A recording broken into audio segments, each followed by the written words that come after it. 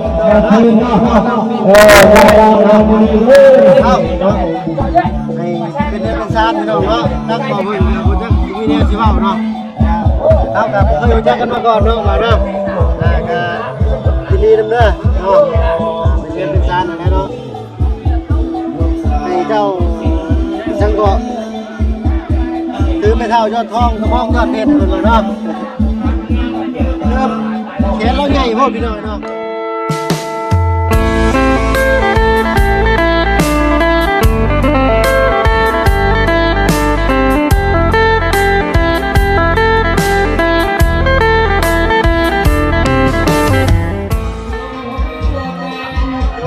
พี่น้องเนาะ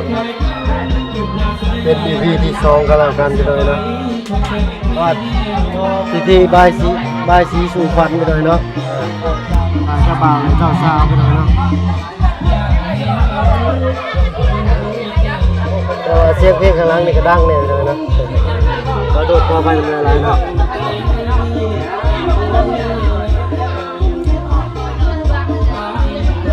ต้องลงหละน้อยมันจะสวัสดีพ่อสวัสดีพ่อทั้งพ่อทั้งทุกพ่อเป็นมาแล้วเนาะเท่าตังทั้งพ่อของเจ้าบ่าวไปหน่อยเนาะ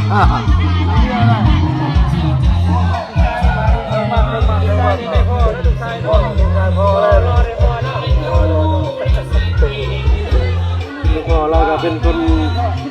จิตใจดีหน่อยเนาะทั้งพ่อของน้องน้ำนี่จ้ะโอ้ยขอโทษขออภัยพี่น้องเนาะของน้องหลายน้อย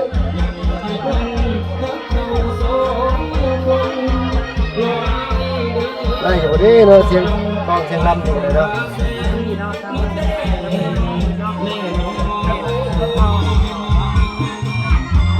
ทางหมอสูบตรวจเริ่มสูบเลยนะ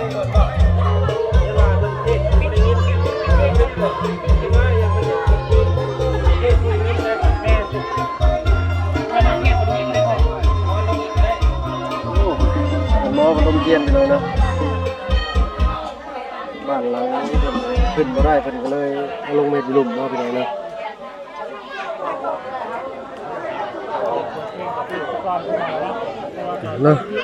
ก่อนอื่นก็ทักทายสบายดีโปรดพี่น้องอีกเทื่อหนึ่งไปเลยเนาะยินดีต้อนรับเข้าสู่ช่องบ่เพิ่งเคยหลายคือเก่าคือเดิมไปเลยเนาะแล้วก็สบายดีหมู่เพิ่นกันเด้อสุขเนาะเพราะว่าในประเทศต่างประเทศเนาะก็ยินดีต้อนรับเข้าสู่ช่องบ่เพิ่งเคยหลายเนาะอันนี้ก็เป็นคลิปผ่านมาเบิ่งคลิปนี้ก็กดไลค์กดแชร์เอาเลยเด้อพี่น้องเนาะ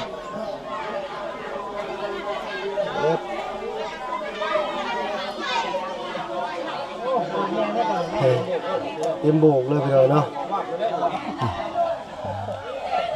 เนาะ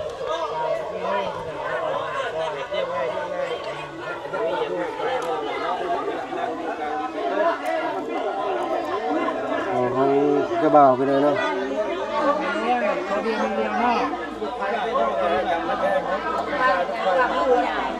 วางลูกหลานเด้อเอาใหญ่เพิ่นเข้ามาผูกแขนเด้อ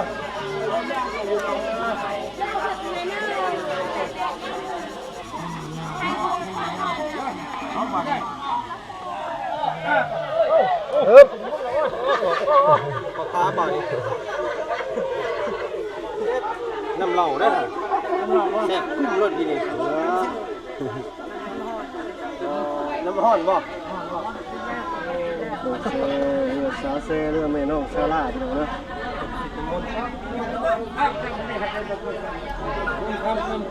ทำน้ำพ่นเนาะน้ำพังน้ำนี่น้ำนี่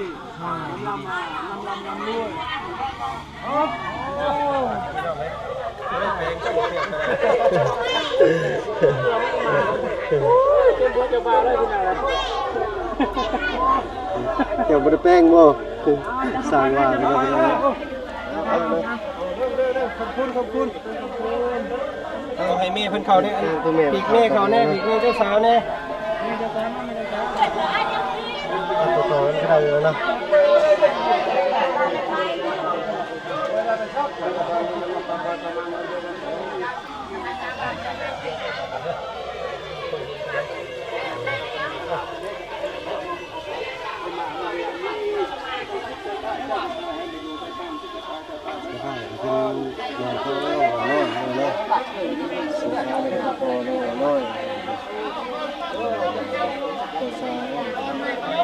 บ่าว ใช่เนาะโอเคเป็นอันเช้าเนาะ บ่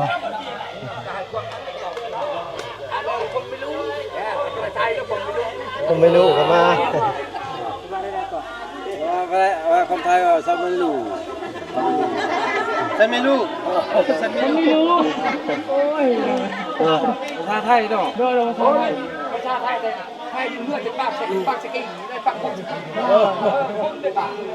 ถ้าเดินว่าหมอสูตรนะลุงเนาะ นี่หมอสูตรกัน หมอทำนี่บ่เห็นเนาะเป็นหมอสูตรใบสีสุวรรณเพิ่นว่า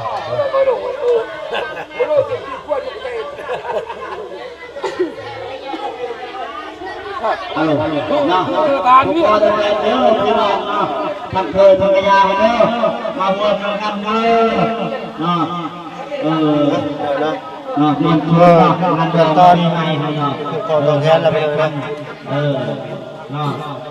ทุกคนตอบแทนแล้วตึ้งตุ้งเลยจะบอกเจ้าสาวนะเพิ่นว่าเนาะทักเคยจักรยานเด้อทุกคนตอบแทนเด้อทักเคยเด้อมวนคืนเด้อทุกคนตอบแทนเด้อแล้วมองมาเพิ่นว่าตัวนึงก็อยากวางกระยาเนี่ยเนาะได้ทำได้ก็ลืมทำนั้นเนาะแม้ว่าจะได้แต่ตู้เนาะกันดังเนาะแต่ว่าบ่มีแล้วยังคิดตั้งใจจะได้รู้เนาะเสียงดังเนาะแต่มันไม่ได้ครอบครัวต้นตามสุภาพนั่นแหละตัวน้อยก็ยากตัวน้อยตัวนึงน้อยมันเป็นฮอดอกฮอดอกฮอดคอยแล้วให้ลูกเคยเราให้เลยนะฮอดแหละให้ลูกสาวทูให้มาหมดเลย มาเด้อทำทีก็มาเด้อทำทียาเด้อพวกเขาจะเรียนเด้อพวกเขาจะแพ้เรียนเนาะหักแพงกันเมื่อคืนเนาะงานดอกเขาเนาะ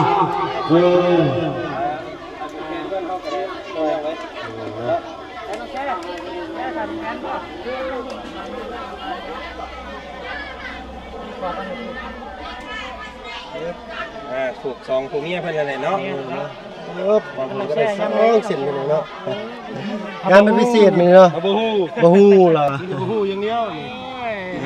ภาษาไทยเอิ้นบ่รู้ไปหายาเด้อทางเราก็เนาะให้แขกคนเพิ่นปลูกผู้ใหญ่เพิ่นปลูกก่อนพี่น้องทางเจ้าบ่าวเป็นอายุ25ปีไปหน่อยเนาะทางฝ่ายเจ้าบ่าวทางเจ้าสาวนี่16บ่เนาะเพราะว่าเป็นสุดยอดเลยนะทางที่กลับไปทางนู้นก่อนเนาะปลูกแทนให้เพิ่นก่อนพี่น้องเอ้ยเดียวนี้เดียวเนาะก็มันเยินพี่น้องเอ้ยตัว1 2 3 4 8 9 0แล้วก็เพิ่มพอแกนะเพื่อนทุกทีด้วยกันจะบอยเจ้าสาวเนาะหักแพงกันเนาะน้องตูนเนาะไปกันเองเลยด้วยแล้วก็กันนั่งกันด้วยแล้วก็พวกเราจะกันเนาะหักแพงกันมาชื่นเนาะได้ช่วยให้ทุกท่านเนาะจิตใจคนจะพาเพียรอยากมือชื่ออยู่อยากเสียงดังอยู่แต่ว่าตัวอะไรนะยังบ่มีเนาะหักแพงกันนะพอดองน้องเด้อมากินดองเล่นมากินดองคืออะไรมั้งทำจีเฮ็ดป่านนี่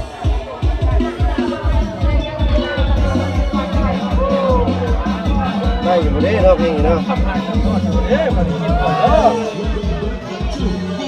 ฮัลโหลเนาะแล้วก็จะทานตาบาเนาะขอรับเป็นดีไอ้ตาบามันหักแพงกันเลย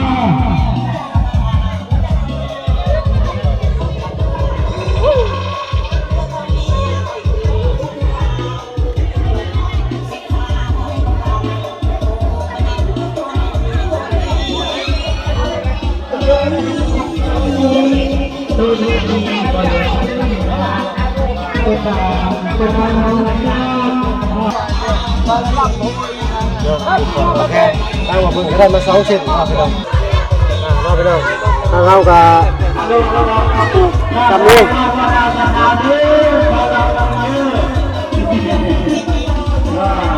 ขับหลังมาดูเลยพวกเราจะแพ้แน่ว่าจะมาจะข่าวมาไปดูมันก็เป็นตาเอาเลย ใช่อยู่เด้อพี่น้องเนาะเสียงกองเสียงลำเนาะ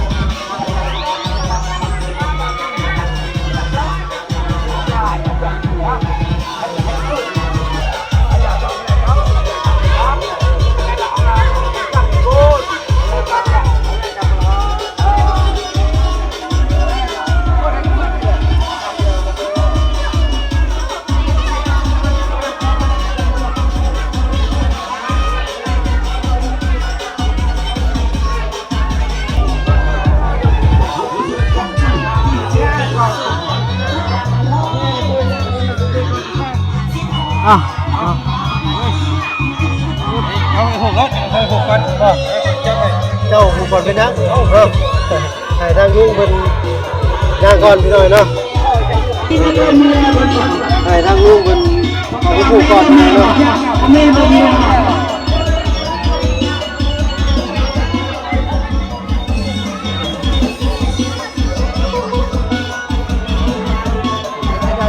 เอาเลยเนาะ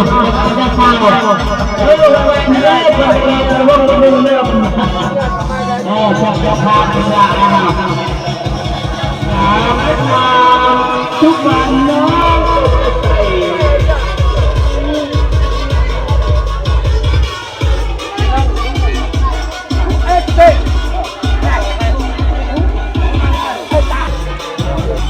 ทางลูกมันก็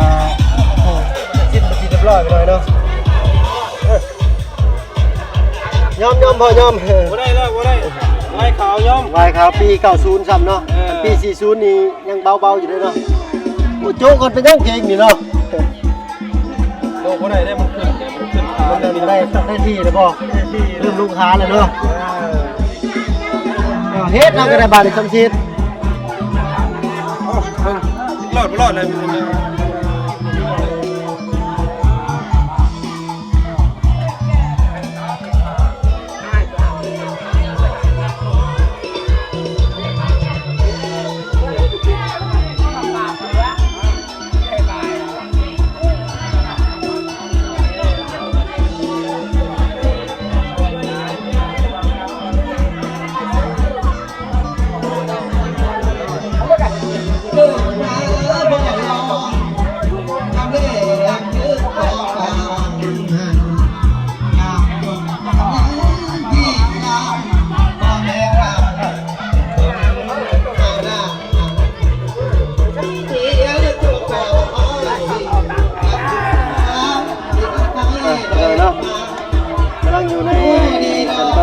ต่อแกนเนาะทางน้องแม่น้องซาร่านี่ก็บริการเต็มที่ไปเลยเนาะซอยงานแบบเต็มระบบเลยเนาะมีกะรุ่นนี้เนาะที่เพิ่นที่เฮาไปหน่อยเนาะ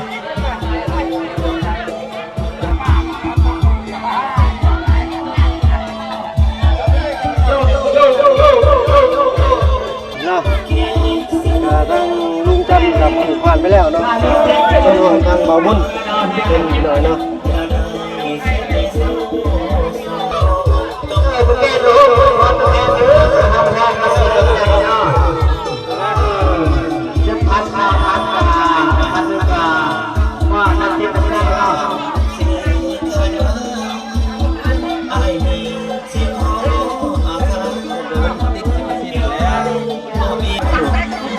อ้าว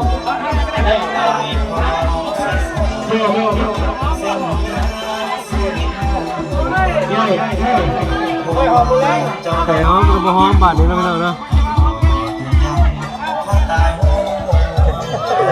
เอ๊ะเนาะ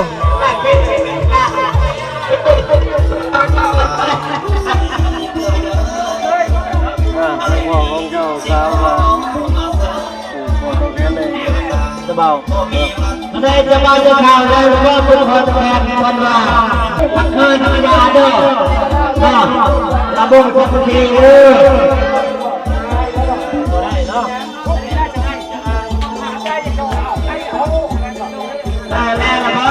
อนจะแมนเนาะนับไปแล้วว่า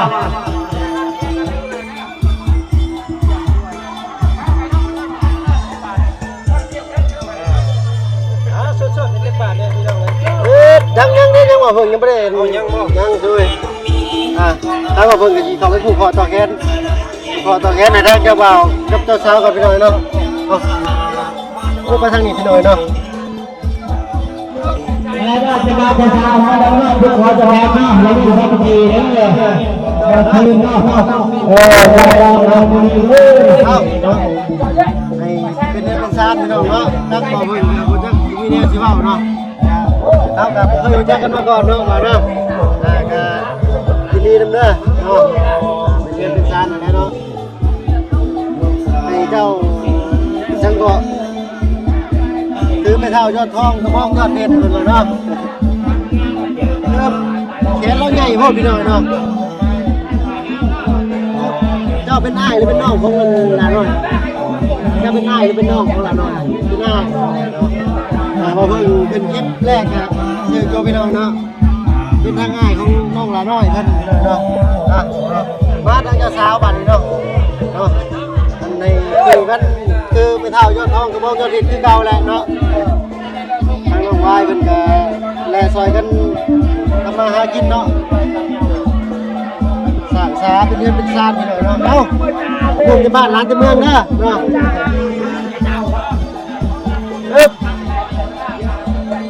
เพลงเพิ่นนี่ก็บ่หยุดบ่หย่อนเลยพี่น้อยเนาะขอบคุณขอบใจทางลุงเพิ่นหลายๆพี่น้อยเนาะโทษเนี่ยนะพี่น้อยเนาะเต้น3ดาวไปแล้วก็ต้องไปเคยกระยาเขาเนาะยังพวกคนแพ้อยู่ทางโคซุกเลยอยากให้แล่อย่างเดียวทางโคซุกเลยเนาะนี่อยากให้แล้วเนาะให้หาทุนมาฮ้อนในสาวนี่ใส่ต้นเนาะพี่น้อยเนาะว้าวเนาะหัวมวนเด้อพี่น้อยเนาะขอโทษขออภัยน้ำลายก็ผิดพลาดประการใดก็ขอโทษขออภัยน้ำผิดน้ำน้องเลยละพี่น้อยเนาะตาม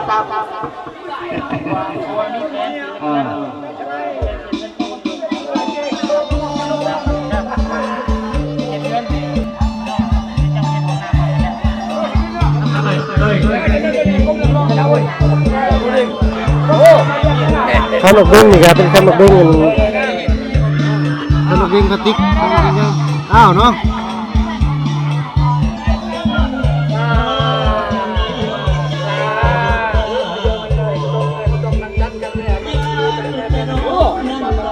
เท่าเลยเป็นเนาะ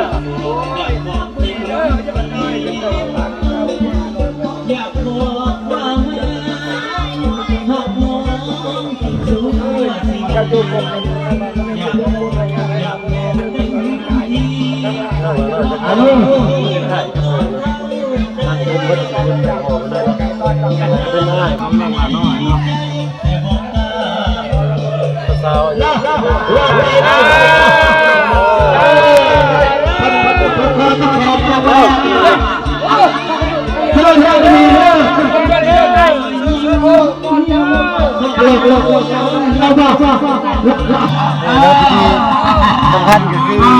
การใส่โคซุกเป็นใส่เลยนะตัวซอฟให้มันละลายมองไปเศร้าแล้ว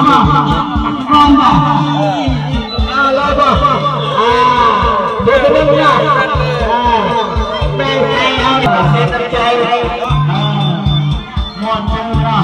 ในงานดอกก็ดีเด้อเพื่อนขอไปให้ผมชิ้นเลยไปหน่อยเนาะเว้ย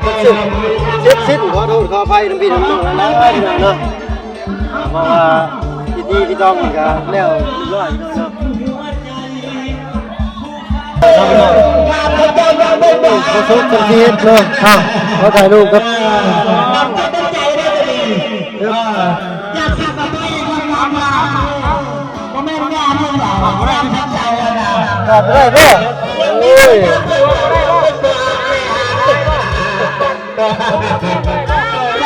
จะคิด โอ้ยเนาะ